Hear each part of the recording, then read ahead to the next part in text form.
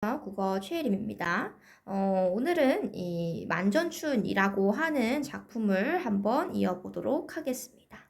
이 만전춘이라고 하는 작품은 만전춘 별사라고 이야기를 하기도 합니다. 만전춘이라고 이야기하는 거는 이 전각, 그러니까 뭐 집 정도로 생각하시면 돼요. 이 정각에 춘, 봄이 가득 차다라고 이야기를 하고요. 만전춘 별사라고 하기도 하는데 그 봄날의 이별 노래로 이야기를 하기도 합니다. 그래서 임과의 사랑 이야기들을 많이 하고 있는 작품이고요. 조금 이 사랑의 이야기를 노골적으로 표현했다고 이야기를 해서 무엇이라고 이야기를 하냐면 남녀상렬지사라고 이야기를 하기도 합니다. 이 남녀상렬지사라고 하는 거는 남녀 간의 사랑을 너무 노골적으로 표현해서 이제 조금 제지를 받거나 조금 뭔가 노래 부르지 말라고 하던가 그런 이제 내용이라고 생각하시면 돼요. 일단 고려가요거든요. 이 고려가요 같은 경우에는 원래 민간에서 굽이 전승되다가 말로써 전승되다가 나중에 궁중음악으로 편입되면서 이제 기록이 되기 시작했잖아요. 그래서 이 민간에서는 당연하게도 그런 이제 향락적인 내용들, 남녀간의 내용들을 노골적으로 이야기를 할 수 있었겠지만 조금 이 선비들의 입장에서는 지탄을 좀 했던 내용들이 있습니다. 그래서 요 내용들 같은 경우에는 나중에 이제 뭔가 지워지기도 하고요. 고쳐지기도 하는 그런 부분들이 조금 있었어요. 근데 이 만전춘 같은 경우에는 그 중에서도 아주 좀 유명한 남녀상렬지사에 해당하는 부분이라고 이야기를 할 수 있습니다. 그러면은 해석 같이 하면서요. 내용 한번 봐보도록 할게요. 뭐 갈래나 갈래적 특징은 앞에 고려가요에서 했었던 부분들 생각을 해주시면 됩니다. 자, 얼음 우희. 자, 얼음 위에 계속 보죠. 댄잎자리. 댄잎자리는 대나무 잎으로 자리를 만드는 겁니다. 댄잎자리를 보아서 자, 이 얼음 위에 대나무 잎 자리를 본대요. 그 자리 위에서 임과 나와 얼어 죽을 망정 정든 오늘 밤. 그러니까 임과 함께하는 이 시간이 더디 세우시라. 더디게 세우소서. 더디게 가소서. 그러니까 더디게 가소서. 더디게 지나가소서. 요런 이야기라고 생각하시면 됩니다. 그러니까 아마도 이 임과 내가 이 오늘 밤을 보냈는데 그게 어디예요? 얼음 위에 대나무잎 하나를 깐 그런 상황이라고 할 수 있습니다. 지금 보시면은 이 얼음 위에 대나무잎을 깐 요 상황 같은 경우에는 별로 좋지 않은 그런 상황이라고 할 수 있겠죠. 뭔가 실연의 상황이라던가 아니면 그런 좋지 않은 그러한 부정적인 상황인데도 거기에서도 나는 너랑 죽더라도 사랑을 하겠어. 이제 뭐 밤을 보내겠어. 라고 이야기를 해주고 있는 부분이니까요.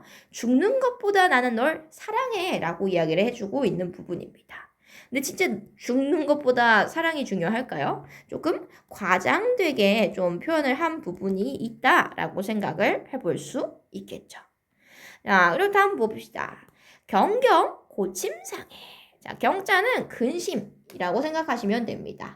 걱정이 많은 중에 걱정 많은 경경이니까 고침상. 고자는 우리 고독하다 할 때 고자예요. 외로운 겁니다. 그리고 침상, 침대 위니까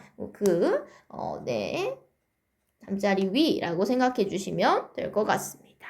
근심 어린, 걱정 많은, 외로운 침상에 어느 잠이 오리요. 자, 지금 보시면은 이 임이 아마 부재한 상황이라고 추측을 해볼 수 있겠어요. 임과 지금 헤어져 있는 상황이겠죠. 근데 이런 임이 부재한 상황에서 내가 잠이 와, 안 와? 안 온다 라는 말입니다. 그래서 잠이 오지 않아요. 근데 그거를 잠이 오리요 라고 이야기를 해주고 있으니까 요거 서리법이라고 이야기를 할 수 있습니다.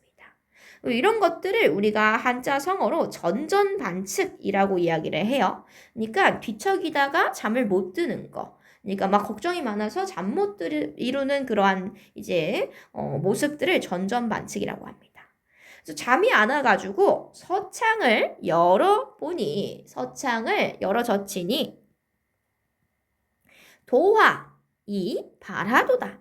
이 이는 가로 생각하시면 되겠죠. 도화는 우리 뭐예요? 복숭아꽃입니다. 복숭아꽃이 바랬다. 피었구나. 피었도다. 피었다. 도화는 시름 없어.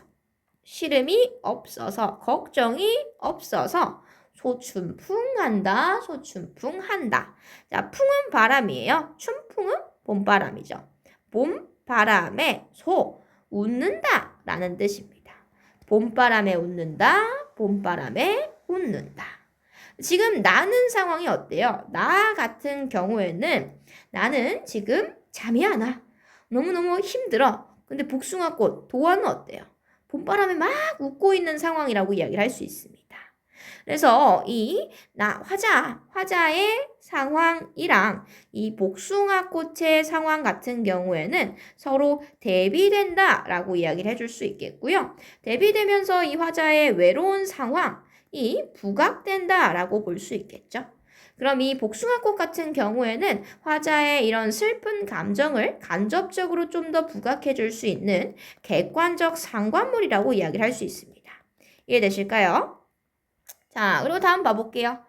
자, 넋이라도 님을 한데 연희경 넋이더니 자, 넋이라도 그도 영혼이라도 님을 한데 임과 함께 연희경 그 지내던 모습을 그리더니 넋이라도 내 영혼이라도 님과 함께 있는 모습을 이제 그려보더니 이렇게 생각을 해주시면 될 것 같습니다. 그래서 벽이시더니 우기시더니 뉘러시나이까 우기시더니 누구입니까? 라고 생각하시면 됩니다. 그러니까 여기서 우기다 라고 이야기를 하는 거는 그거를 어기더니 정도로 생각하시면 되겠죠. 어기더니 누구십니까?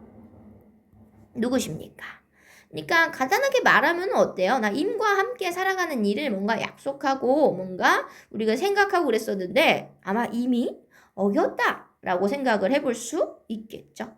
그래서 이 부분에서는 떠나간 임에 대해서 원망을 조금 하는 부분들이 나타나 있고요. 이 내용 우리가 어디서 봤었죠? 넋이라도 임과 함께 있고자 했는데 벽이서더니 우기시더니 누구십니까? 이 부분 같은 경우에는요. 우리 정과정의 모습이랑 유사하다라고 이야기를 할 수 있습니다. 그래서 이 부분 같은 경우에도 아마도 구비전승되는 그런 특징 때문에 비슷한 부분들이 이렇게 삽입되지 않았을까 추측을 해보고 있어요. 자, 그리고 다음 한번 봐봅시다. 오라, 오리야.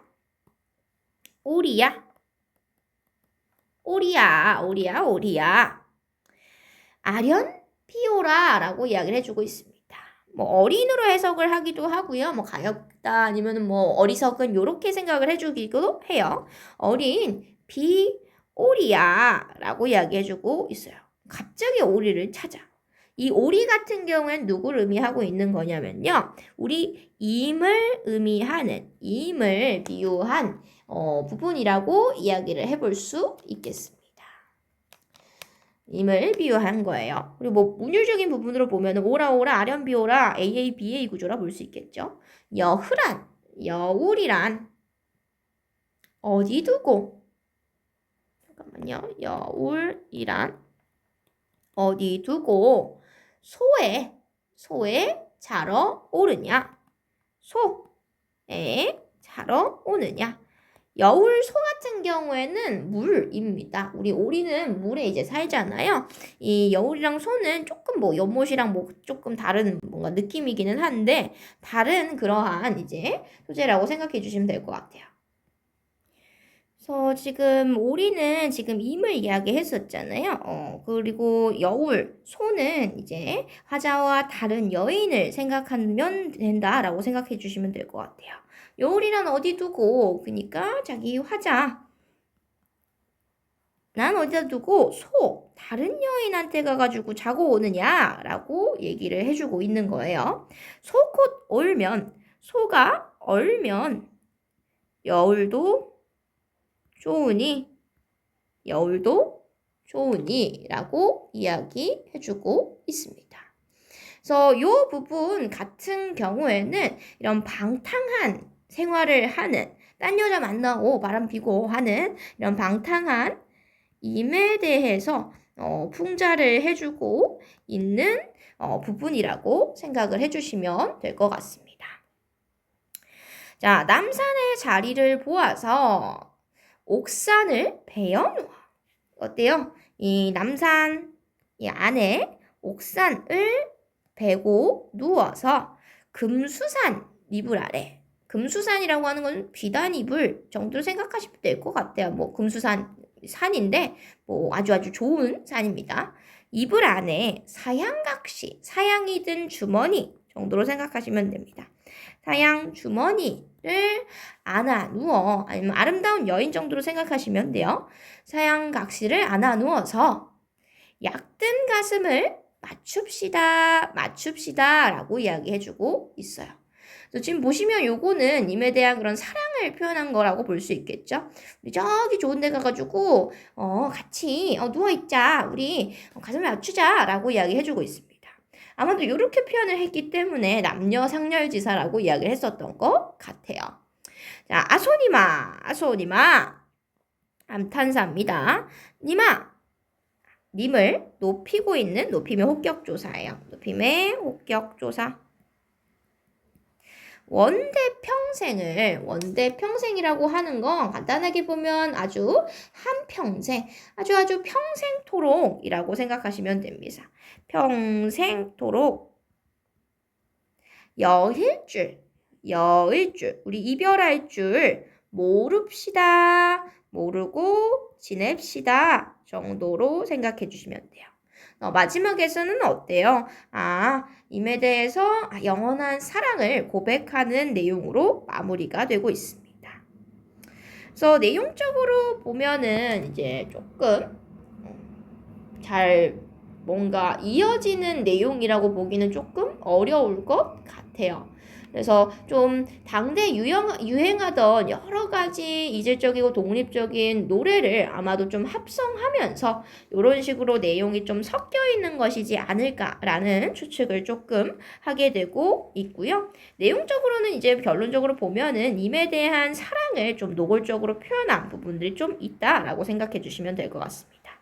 그리고 우리가 또 중요하게 보셔야 하는 부분은 어떤 부분이냐면 요 이연이랑 오연 같은 경우에는 어떤 부분이 있냐면 이 오연에서 이 중복되는 부분들을 이제 제외를 하게 된다고 하면은 요 내용들이 3개의 줄로 되어 있고요. 보시면은 요런 식으로 사음보의 내용들도 가지고 있습니다. 소추풍하다. 얘 같은 경우에도 이런 식으로 사음보가 되는 모습들이 나타나 있죠. 그래서 어느 정도 이 시조의 형식과 근접하다, 시조 형식의 기원이 된다라고 생각을 해주시면 될 것 같아요. 시조 형식이랑 좀 비슷한 부분들이 2연, 5연에는 있구나 라고 생각을 조금 해주시면 될 것 같습니다. 그러면은 그 내용들 이렇게 봐주시면 되겠고요. 이 만전춘에 나타나는 표현법 같은 경우에는 서리법, 객관적 상관물 뭐 이런 것들이 있게 되고요. 뭐 비유랑 상징 이런 것들도 있고 영탄법 정도도 생각해 주시면 될 것 같습니다. 아마도 이 만전춘이 후대 시가에 영향을 미친 것들은 그 시조에 이제 영향을 준 그런 부분들을 이야기할 수 있을 것 같아요. 그러면은 요렇게 이야기를 마무리하도록 하겠습니다. 고생하셨습니다.